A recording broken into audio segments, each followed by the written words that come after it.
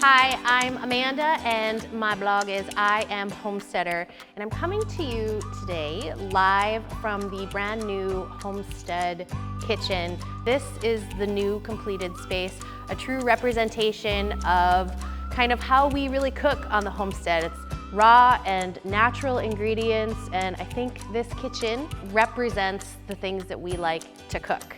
Today I am making something super fun. It is a stuffed cheese flank steak.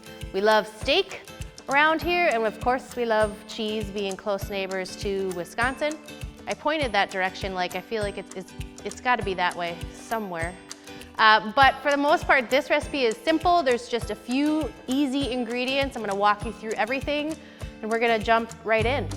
One of the first things I'm gonna do is start caramelizing the onions. I'm gonna get my pan on medium to low temperature and get some butter melting. And you want roughly 3 tablespoons of butter.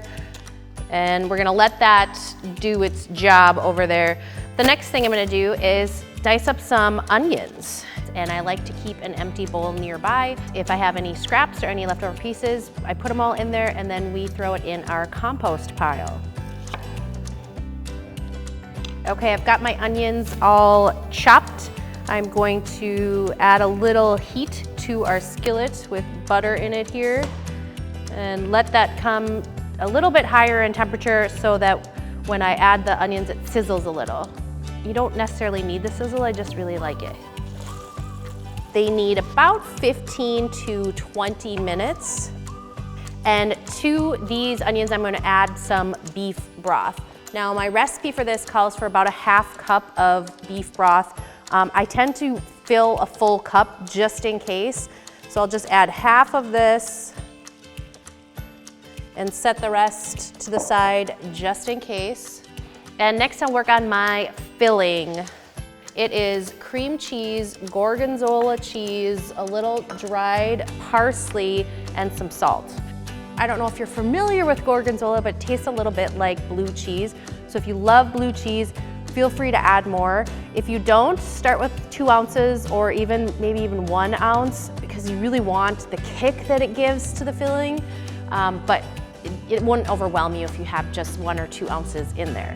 And then I'm gonna add some dried parsley and just a little bit of salt. And we'll just mix it all together. And you're gonna see big old chunks of the gorgonzola, and that's perfect. That's exactly the way it should be.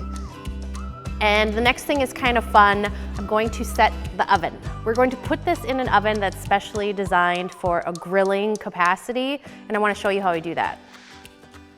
The KitchenAid grill attachment for the smart oven allows true grilling all year round, and it minimizes all of the common problems you could have with outdoor grilling. And the heating element connects to a powered hub right in the oven. And here is the flank steak. Now I am going to butterfly this flank steak.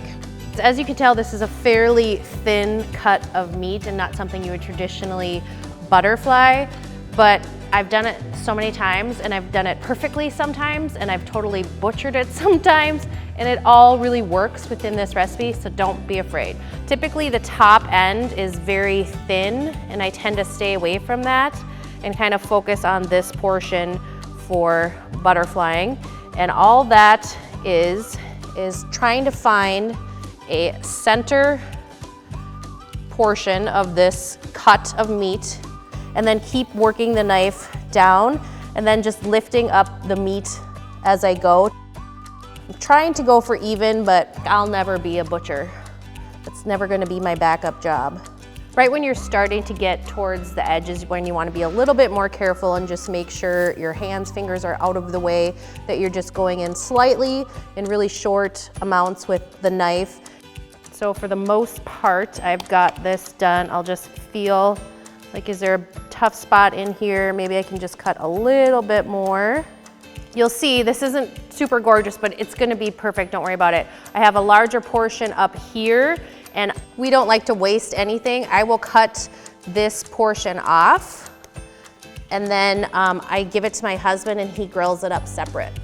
And at the same time, if there's any really big pockets of fat in there, I'll try and trim some of that off. And some can go to the animals and some can go to my husband later. So this is looking good. I'm gonna check back on my onions as soon as I wash my hands. Onions are looking pretty good. I wanna give them like 5 more minutes maybe.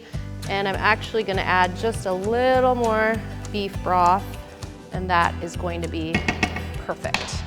Okay, for the flank steak, I wanna prepare this, and I'm going to do some olive oil on the outside.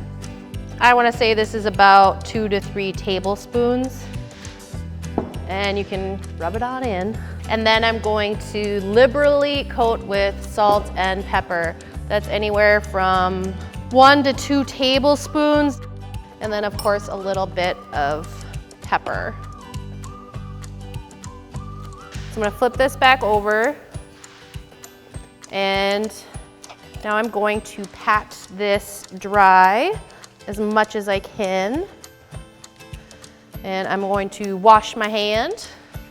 Okay, I am ready to start preparing this flank steak for all of our wonderful stuffing. So I'm gonna turn off the heat on my onions and just set them to the side a little bit, just so they're not scalding hot when I'm rolling with it within the flank steak. And we're going to add the cream cheese mixture. And this isn't the easiest process, and you can absolutely get in there with your hands or use a spatula like I'm doing. And you don't wanna go all the way out to the edges because that will ultimately spill out after we get all of the rolling done, but you do want an even layer. Now I wanna add all of those glorious onions. Now I'm going to start rolling it. This is kind of a general rule of thumb when you're rolling and wrapping any cut of meat.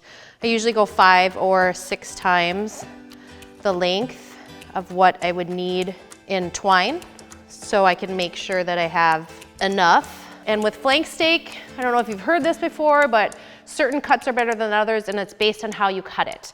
And so the grain is going this way, and when I cut into the final product, I want to cut into it this way. So I'm going to roll it this way. Any of that make sense? I had also noticed that I had a little tear in this side of the flank steak, so I started on this side so I can kind of start to wrap that and hopefully hide it just slightly. And as you can see, some of that filling is already spilling out even though we didn't go all the way to the end. It's fine. It'll all get added to the pan. I'm going to rinse my hands and then start tying. Okay, so I'm gonna start tying this flank steak together. And so all I do when I do this is I make a knot here at the top. And then that's secure right there. And then I take my twine and go underneath, and then holding it in my right hand, I'm going to pull the twine through here, and then that's it. You don't have to do a knot at every single spot, and pull the twine through and just keep repeating that down the flank steak. And you can get as close together as you want or as far apart as you want. I find with this one specifically, closer is better. We want to keep as much inside as possible. Okay, I'm getting close to the end here, and I think I'm going to end it here. You could absolutely do another one if you want it, and I'm just gonna do a knot to hold it all together. Now, we're gonna do the fun stuff. I'm gonna wash my hands again. Okay, I want to get this into the oven. I'm gonna transfer the flank steak right on top of this awesome grilling situation here. I'm gonna do 2 minutes on each side, which is roughly about 8 minutes. So I'm gonna put this back in the oven and check on it again in a couple minutes.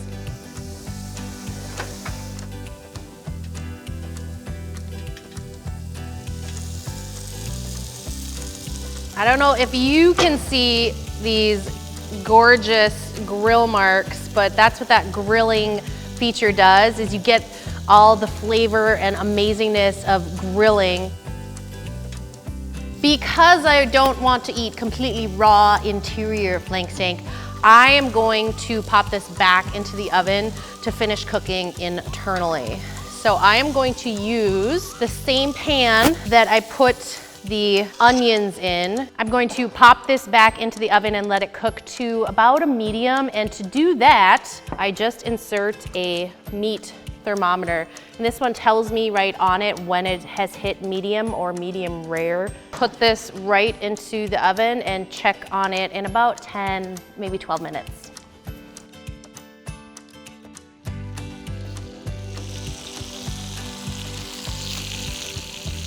Here is our beautiful, seriously delicious, cheesy stuffed flank steak. I can tell by the temperature that it is a perfect medium, which will please everyone in the family. I can't wait to cut into it.